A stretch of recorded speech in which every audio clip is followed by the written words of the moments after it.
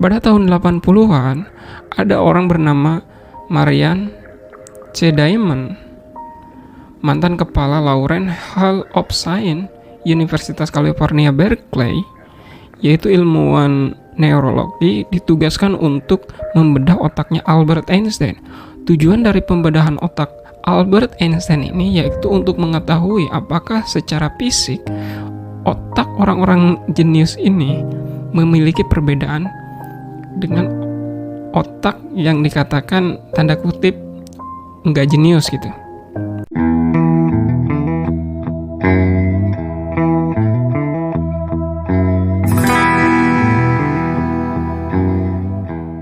Dr. Diamond ini melakukan pembedahannya tidak hanya otaknya Albert Einstein saja, tapi dilakukan dengan 10 otak lainnya yang secara umurnya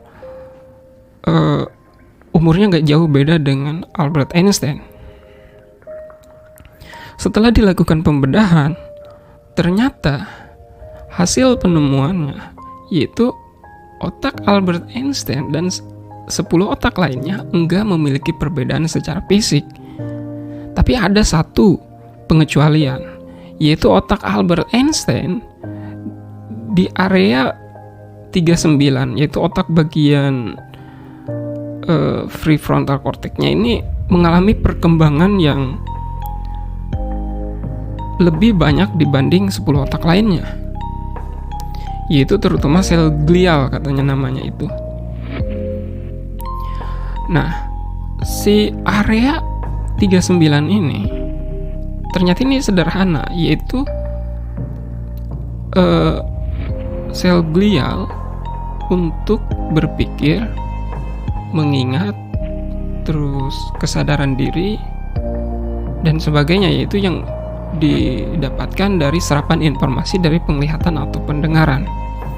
Artinya, secara kesimpulan, otak kita nih, selama kita masih bisa mendengar, selama kita masih bisa melihat, itu nggak jauh berbeda dengan otak Albert Einstein. Kenapa otak Albert Einstein di area 39-nya lebih besar dibanding otak lainnya? Yaitu ternyata hasil kemampuan dari latihan mental, yaitu belajar dan berpikir. Jadi ketika seseorang sering belajar, sering berpikir, ternyata otak di area 39-nya itu akan berkembang lebih besar dibandingkan orang-orang yang tidak pernah melakukan aktivitas mental itu. Untuk membuktikan argumentasi penemuan Dr. Diamond ini melakukan uji coba pada binatang. Karena secara umum binatang juga memiliki area otak 39 ini, yaitu dia membuat penelitian pada seekor tikus, yaitu 2 ekor tikus. Yang pertama dibuat kandang tapi kosong isinya, hanya berisi tikus betina dan 3 ekor anaknya. Tikus yang kedua berisi, si kandang ini didesain dengan area banyak permainan, dengan banyak tantangan gitu. Setelah tikus ini pada mati, kemudian dibedahlah otaknya. Ternyata area 39 otak sel tikus yang di kandangnya diberikan banyak tantangan, banyak permainan, itu areanya 10% berkembang lebih besar dibanding si tikus yang pertama tadi yang tidak diberi tantangan. Artinya apa? Ini menandakan bahwa pentingnya kita untuk melatih mental, terutama aktivitas belajar dan berpikir. Jadi untuk yang masih penasaran apakah Albert Einstein ini alamiah jeniusnya bawaan dari lahir atau ditakdirkan untuk jenius, ini enggak, karena memang itu aktivitas yang dilatih.